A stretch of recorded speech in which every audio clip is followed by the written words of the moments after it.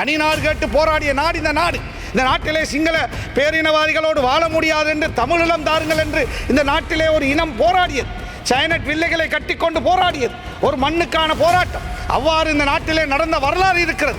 30,000 40,000 மக்கள் கொல்லப்பட்டிருக்கிறார்கள். தமிழ் மக்களும் கொல்லப்பட்டார்கள், சிங்கள மக்களும் கொல்லப்பட்டார்கள், இராணுவ வீரர்களும் கொல்லப்பட்டார்கள், சாதாரண மக்களும் கொல்லப்பட்டார்கள். அப்பாவி என்னை போன்ற 1 லட்சம் முஸ்லீம்கள் அகதிகளாக்கப்பட்டார்கள். அவ்வாறான ஒரு வரலாறு இந்த நாட்டிலே இருக்கிறது. இந்த யாழ்ப்பாணத்திலிருந்து கொழும்புக்கு வருகின்ற பொழுது, மன்னாரிலிருந்து வருகின்ற பொழுது 100 கிலோமீட்டர் மிச்சப்படுகிறது. 100 கிலோமீட்டர் மிச்சப்படுகின்ற ஒரு பாதையை விலங்குகளுக்காக வேண்டி இழுத்து மூடுகின்றோம் என்ற ஒரு தீர்ப்பு வழங்கப்பட்டு இன்று மக்களுடைய எதிர்பார்ப்பு 100% நாசமாக்கப்பட்டிருக்கிறது.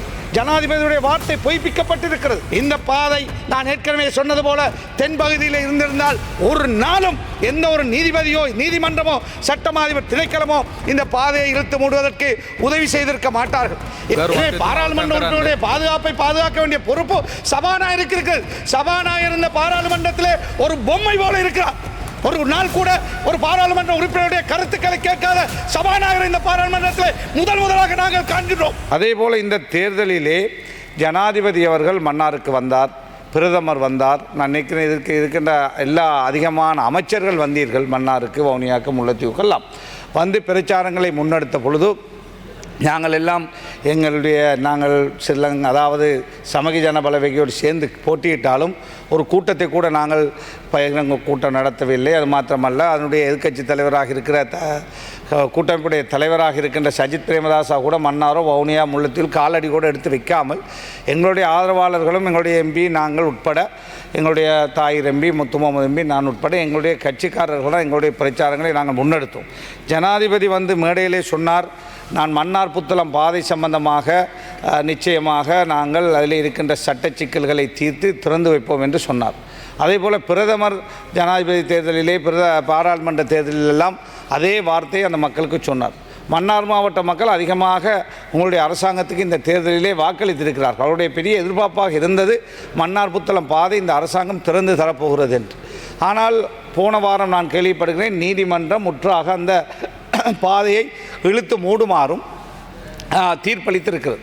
15 வருஷத்துக்கு முன்னர் அந்த பாதையை நாங்கள் திறந்த பொழுது நீதிமன்றத்திலே ஒரு NGO போய் வழக்கு தாக்கல் செய்த பொழுது ஏஜி டிபார்ட்மெண்ட் தான் அரசாங்கம் சார்பாக பேசி கொண்டிருந்தார்கள். அவர்கள் வந்து இந்த பாதையை காலையிலிருந்து மாலை வரை திறந்து வைப்போமா, திருவில்கள் மாத்திரம் செல்லாமல் ஏனைய வாகனங்கள் செல்வதற்கு அனுமதிப்போமா என்றெல்லாம் பல நெகோசியேஷன்கள் போய்கொண்டிருந்தது.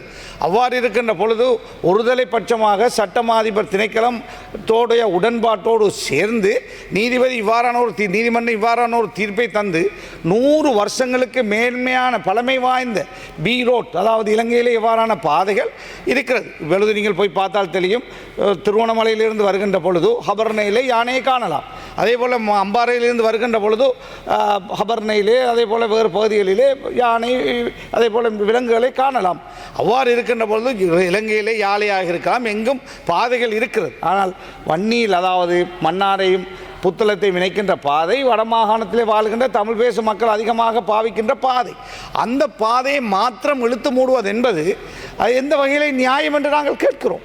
ஒரு பாதை இழுத்து நீதிமன்றத்திலே சட்டமாதிபர் திணைக்களம் அவர்கள் போய் இந்த மாதிரியான பாதை இழுத்து மூடுவதற்கு ஆதரவாக சொல்லி 15 வருஷமாக நிலுவையில் இருந்த அந்த வழக்கை இந்த ஜனாதிபதி இந்த மன்னாரிலே சொல்லுகிறார், நாங்கள் கதைச்சு திறந்து விடுவோம் என்று சொல்லிவிட்டு வந்து 2 வாரத்திலே நீதிமன்றம் இவ்வாறான ஒரு தீர்ப்பை வழங்குகிறது. இந்த தீர்ப்பு பிழையான தீர்ப்பு. ஏன் ஒரு 100 வருஷம் பழமை வாய்ந்த ஒரு பாதையை, அதுவும் பி ரோட், RDAக்கு சொந்தமான ஒரு பாதை, இது அம்பாந்தோட்டையில் இருந்தால் இழுத்து மூடியிருப்பார்களா என்று நான் கேட்கிறேன். அல்லது குருநாகலையில் இருந்தால் அதை இழுத்து மூடுவார்களா என்று நாங்கள் கேட்கிறோம். இது மன்னாரிலே இருப்பதனால், அந்த பகுதியிலே வாழ்கின்ற மக்கள் சிறுபான்மை மக்களாக இருப்பதனால் தான் அதாவது சட்டமா அதிபர் திணைக்களம் அதற்கு உடன்பட்டு இந்த பாதையை இழுத்து மூடியிருக்கிறார். இந்த தீர்ப்பு பிழையான தீர்ப்பு. அது மாத்திரமல்ல, என்று தெரியும் உங்களுக்கு, எதிர்கட்சிக்காரர்கள்லாம் சட்டமா அதிபர் திணைக்களம் பழைய 10 வருஷ 20 வருஷ கேஸ்களை எல்லாம் முன்னுக்கு கொண்டு வந்து அவர்களை சிறையிலே போடுகிறார்கள். அவ்வாறு தேடி சட்டமா அதிபர் திணைக்களம் கேஸ்களை எடுத்து இந்த வேலைகளை செய்கின்ற பொழுது இந்த நாட்டுக்கு முக்கியத்துவமாக இந்த யாழ்ப்பாணத்திலிருந்து கொழும்புக்கு வருகின்ற பொழுது, மன்னாரிலிருந்து வருகின்ற பொழுது 100 கிலோமீட்டர் மிச்சப்படுகிறது. 100 கிலோமீட்டர் மிச்சப்படுகின்ற ஒரு பாதையை விலங்குகளுக்காக வேண்டி இழுத்து மூடுகின்றோம் என்ற ஒரு தீர்ப்பு வழங்கப்பட்டு இன்று மக்களுடைய எதிர்பார்ப்பு 100% நாசமாக்கப்பட்டிருக்கிறது. ஜனாதிபதியுடைய வார்த்தை பொய்ப்பிக்கப்பட்டிருக்கிறது, பிரதமருடைய வார்த்தை பொய்ப்பிக்கப்பட்டிருக்கிறது. வாக்களித்த மக்கள் இன்று வேதனையோடு இருக்கிறார்கள். எனவே தான் உங்களிடத்திலே நாங்கள் சொல்லுகிறோம், இது சம்பந்தமாக மீள 3 பேர் கொண்ட நீதிபதிகள் தீர்ப்பை கொடுத்திருப்பதனால் ஒரு 5 பேர் கொண்ட நீதிபதிகளை நியமித்து இந்த வழக்கு மீண்டும் பரிசீலிக்கப்பட வேண்டும். இது இந்த மக்களுக்கு நியாயம் பெறப்பட்டு கொடுக்கப்பட வேண்டும். தனி நாடு கேட்டு போராடிய நாடு இந்த நாடு.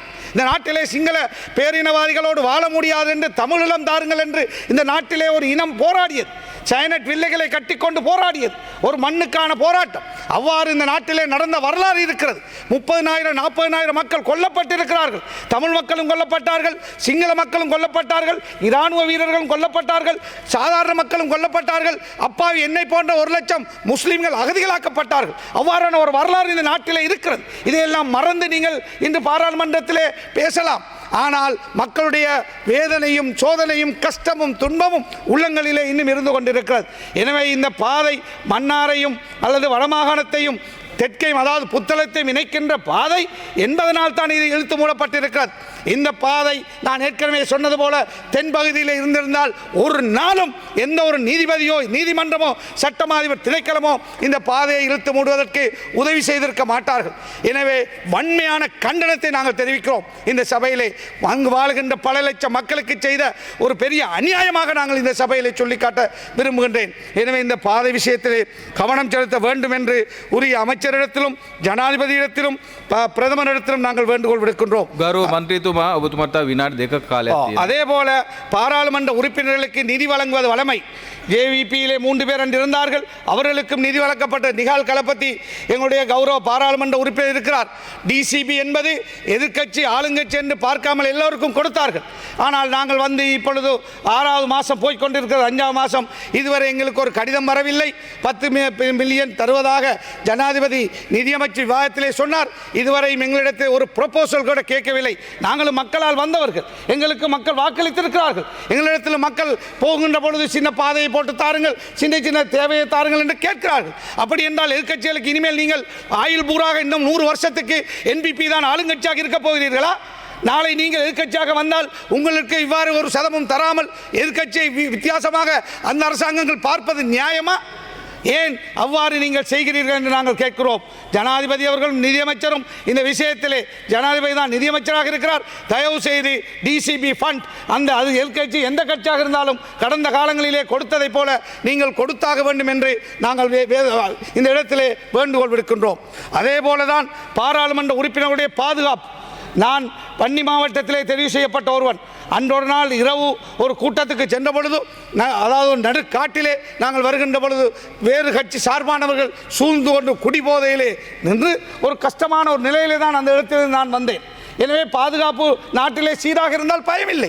சில நாடுகள், சுவிஸ் போன்ற நாடுகளிலே பாதுகாப்பு சீராக இருக்கிறது. நமது நாட்டிலே எத்தனை பேர் கொல்லப்பட்டு கொண்டிருக்கிறார்கள், சாதாரண மக்கள் கொல்லப்படுகிறார்கள்.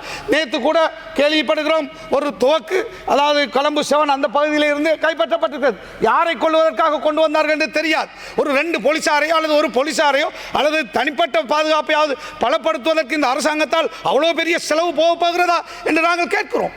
ஒரு மனிதனுடைய உயிர் போயின பிறகு பாதுகாப்பு கொடுக்க போகிறீர்கள்?